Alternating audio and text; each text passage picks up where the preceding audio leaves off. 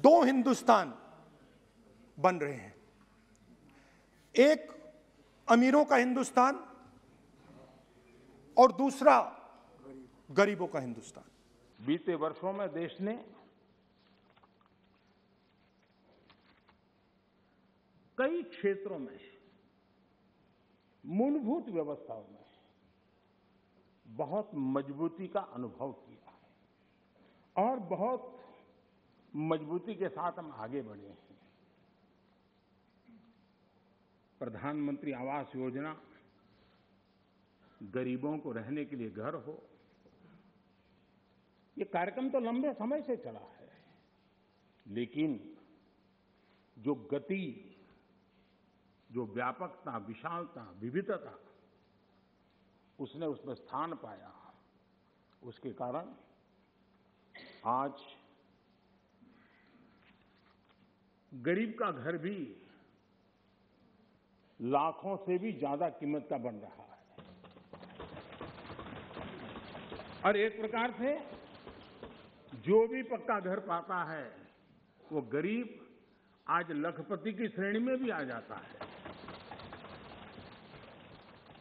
कौन हिंदुस्तानी होगा जिसको इस बात को सुनकर के गर्व न हो कि आज देश के गरीब से गरीब के घर में शौचालय बना है। 84% हिंदुस्तान के लोगों की आमदनी घटी है और वो तेजी से गरीबी की ओर बढ़ रहे हैं। यूपीए की सरकार ने, आपने पूछा 60 साल की बात आपने कही, यूपीए की सरकार ने 23 करोड़ लोगों को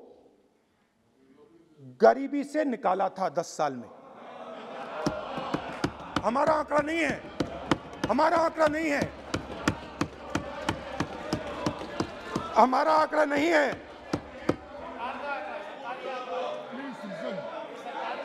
सब जानते हैं। आप हंसिए, हमारा आंकड़ा नहीं है, यह सच्चा आंकड़ा है।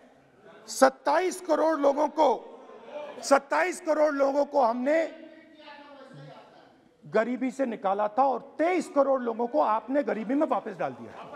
कोरोना के बावजूद इस साल महंगाई 5.2% रही है और उसमें भी फूड इन्फ्लेशन 3% से कम रही है।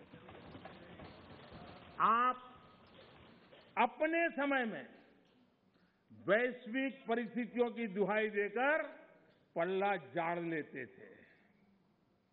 वैसे महंगाई पर कांग्रेस के राज में पंडित नेहरू जी ने लाल किले से क्या कहा, वो जरा आपको मैं बताना चाहता हूं। पंडित नेहरू देश के पहले प्रधानमंत्री लाल किले से बोल रहे हैं। देखिए, आपकी इच्छा रहती है ना, मैं पंडित जी का नाम नहीं बोलता हूं, आज मैं बार बार बोलने वाला हूं। आज तो नेहरू जी ही नेहरू जी।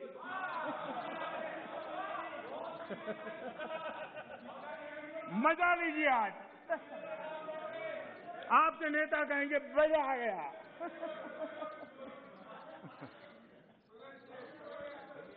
मान्य देखिए, पंडित नेहरू जी ने लाल किले पर से कहा था,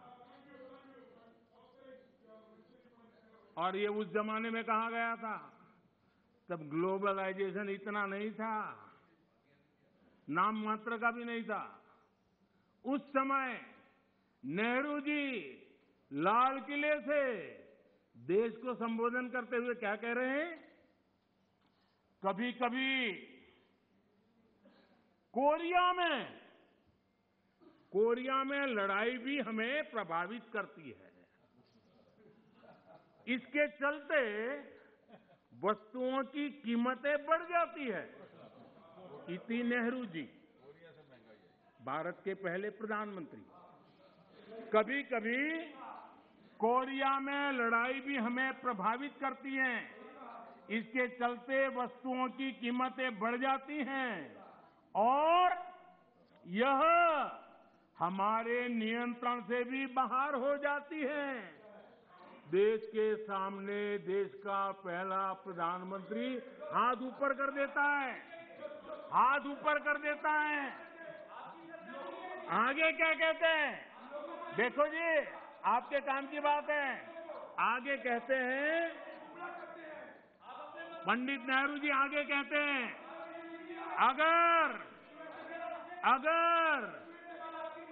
अगर अमेरिका में भी कुछ हो जाता है तो इसका असर भी वस्तुओं की कीमत पर पड़ता है। कांग्रेस 1971 से गरीबी हटाओ के नारे पर चुनाव जीतती रही। 40 साल बाद गरीबी तो हटी नहीं, लेकिन कांग्रेस सरकार ने नई परिभाषा दे दी। माननीय अध्यक्ष जी, देश के नौजवानों ने इन बातों को जानना बहुत जरूरी है। और अध्यक्ष जी, आप देखिए कि ये डिस्टर्ब तब करते हैं कि उनको अंदाजा आता है चोट बड़ी गहरी होने वाली है। उनको मालूम है कि मुसीबत में फंसे हैं आज, और कुछ लोग बोल करके भाग जाते हैं और झेलना ऐसे बेचारों को पड़ता है।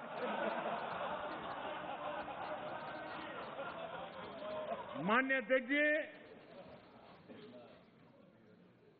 40 साल बाद गरीबी तो नहीं हटी, लेकिन गरीबों ने कांग्रेस को हटा दिया। उसको वो कोरोना के समय अलग अलग वेरिएंट्स आते हैं ना, डेल्टा, ओमिक्रॉन, वो AA वेरिएंट है। और वो पूरा का पूरा हिंदुस्तान की जो अर्थव्यवस्था है उसके अंदर फैल रहा है। देखिए, चलो बैठिए। कुछ लोग देश के नौजवानों को, देश के एंटरप्रेन्योर्स को, देश के वेल्थ क्रिएटर्स को, उनको डराने में आनंद आता है, उनको भयभीत करने में आनंद आता है, उनको गुमराह करने में आनंद आता है। देश का नौजवान उनकी बातें सुन नहीं रहा है, इसके कारण देश आगे बढ़ रहा है। माननीय अध्यक्ष जी, आज जो यूनिकॉर्न है, यही उसमें से कुछ मल्टीनेशनल कंपनियां बनने का सामर्थ्य रखती है। लेकिन कांग्रेस में ऐसे लोग बैठे हैं जो कहते हैं, जो हमारे उद्यमी हैं उनके लिए कहते हैं, और आपको भी जानकर के आश्चर्य होगा, क्या कहते हैं? वो कहते हैं ये उद्यमी लोग कोरोना वायरस का वेरिएंट, बताइए क्या हो गया? हमारे देश के उद्यमी एक कोरोना वायरस के वेरिएंट है क्या? हम क्या बोल रहे हैं? किसके लिए बोल रहे हैं? कोई जरा आपके अंदर बैठे तो जरा बोलो तो सही, ये क्या हो रहा है? पार्टी का नुकसान हो रहा है, कांग्रेस पार्टी का नुकसान हो रहा है।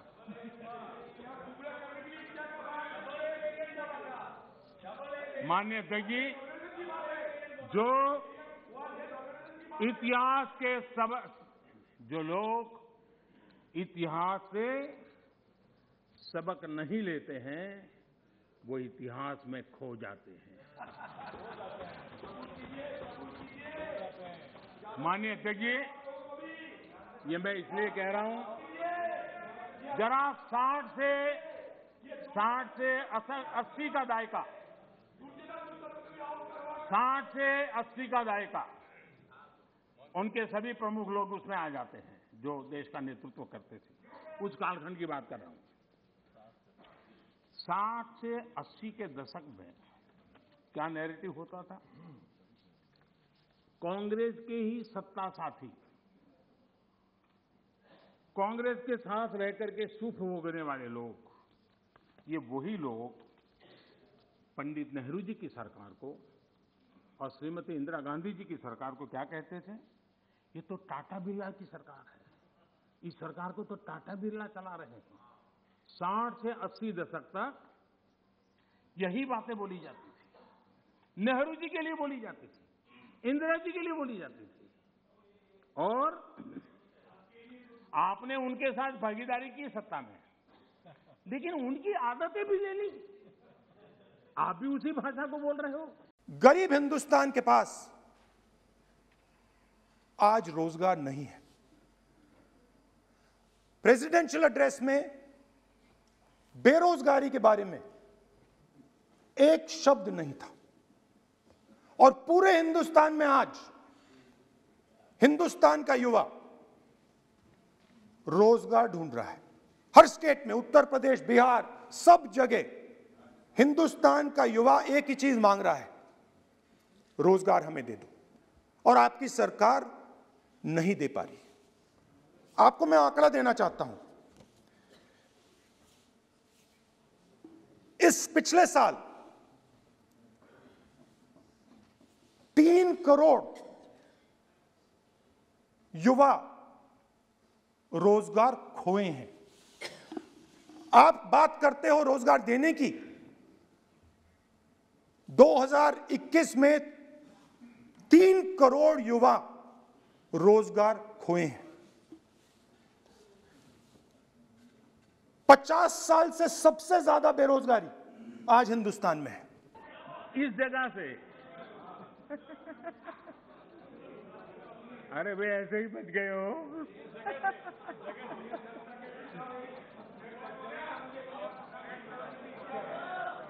माननीय अध्यक्ष जी, एफडीआई और एफपीआई का रिकॉर्ड निवेश आज भारत में हो रहा है। रिन्यूएबल एनर्जी के क्षेत्र में आज हिंदुस्तान दुनिया के टॉप 5 कंट्रीज में है। माननीय अध्यक्ष जी, ये सब इसलिए संभव हुआ है कि कोरोना काल में इतना बड़ा संकट सामने होने के बावजूद भी अपने कर्तव्य को निभाते हुए इस संकट के काल में देश को बचाना है तो रिफॉर्म जरूरी थी, और हमने वो जो रिफॉर्म किए उसका परिणाम है कि आज हम इस तरीके से स्थिति पर आगे पहुंचे। माननीय अध्यक्ष जी, एमएसएमई सदस्य प्लीज सहित आप बैठिए। हर उद्योग को गलत तरीका है आपका। जरूरी सपोर्ट दी, बैठिए, ऐसे नहीं चलेगा। नियमों को, प्रक्रियाओं को सरल किया। आत्मनिर्भर भारत का जो मिशन है उसको हमने चरितार्थ करने के लिए भरपूर कोशिश की। ये सारी उपलब्धियां ऐसे हालत में देश ने हासिल की हैं जब अंतर्राष्ट्रीय स्तर पर आर्थिक जगत में बहुत बड़ी उथल पाथल आज भी चल रही है। सप्लाई चेन पूरी तरह चरमरा गई है। लॉजिस्टिक सपोर्ट में अनेक संकट पैदा हुए हैं। दुनिया में सप्लाई चेन की वजह से केमिकल फर्टिलाइजर पर कितना बड़ा संकट आया है, और भारत आयात करने पर डिपेंडेंट है। कितना बड़ा आर्थिक बोझ देश पर आया है। पूरी विश्व में हालत पैदा हुई है, लेकिन भारत ने किसानों को इस पीड़ा झेलने के लिए मजबूर नहीं किया। भारत ने वो सारा बोझ देश ने अपने कंधों पर उठाया और किसान को ट्रांसफर नहीं होने दिया है। ये 2 हिंदुस्तान पैदा कैसे हुए?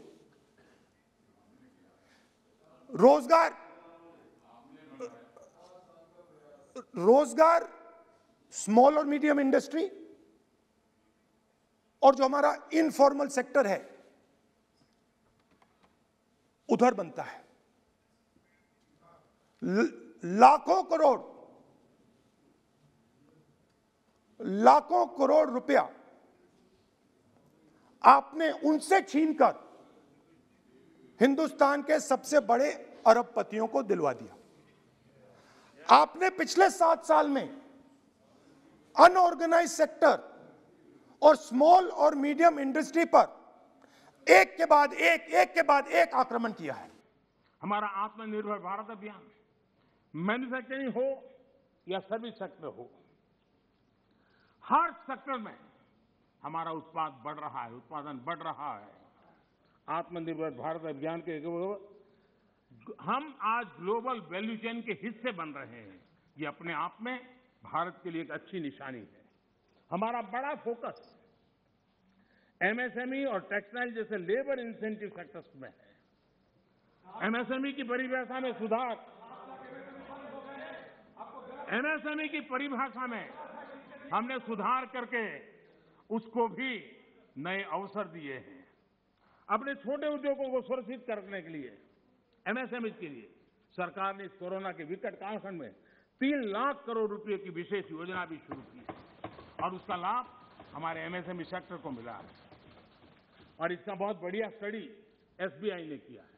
एसबीआई का स्टडी कहता है कि 13.5 लाख एमएसएमई इस योजना के कारण बर्बाद होने से बच गए हैं। एसबीआई का स्टडी कहता है 1.5 करोड़ नौकरियां बची हैं और करीब 14% एमएसएमई लोन्स के कारण एनपीए होने की जो संभावना थी उससे बच गए हैं। और आपने जो असंगठित सेक्टर को खत्म किया, देखिए अगर आप इनफॉर्मल सेक्टर को खत्म कर देते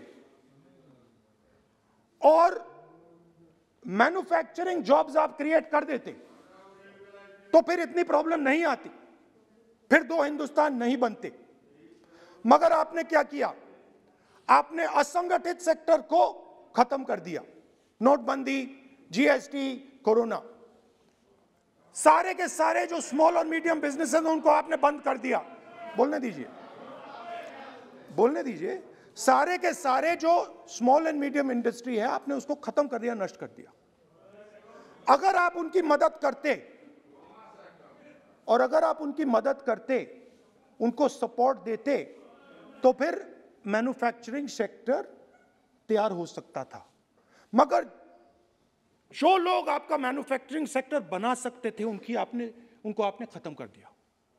तो आज हिंदुस्तान में आप मेड इन इंडिया की बात करते रहते हो। मेड इन इंडिया हो ही नहीं सकता। आज बात खत्म हो गई है, क्योंकि मेड इन इंडिया वाले हैं कौन? यही लोग सदन में कहने की हिम्मत करते थे, बाहर तो बोलते ही थे, जहां मौका मिले चुप नहीं रहते थे। वो कहते हैं मेक इन इंडिया हो ही नहीं सकता है। बताओ, इसमें आनंद आ रहा है? कोई ऐसा हिंदुस्तान के लिए सोच सकता है क्या कि मेक इन इंडिया हो ही नहीं सकता? अरे भाई, आपको तकलीफ होगी, हम आकर के करेंगे, ठीक है, ऐसा बोलो। देश को क्यों गाली देते हो जी? देश के खिलाफ क्यों बोलते हो? मेक इन इंडिया हो नहीं सकता। मेक इन इंडिया का मजाक उड़ाया गया और आज देश की युवा शक्ति ने, देश के एंटरप्रेन्योर ने करके दिखाया है। आप मजाक के विषय बन गए हो।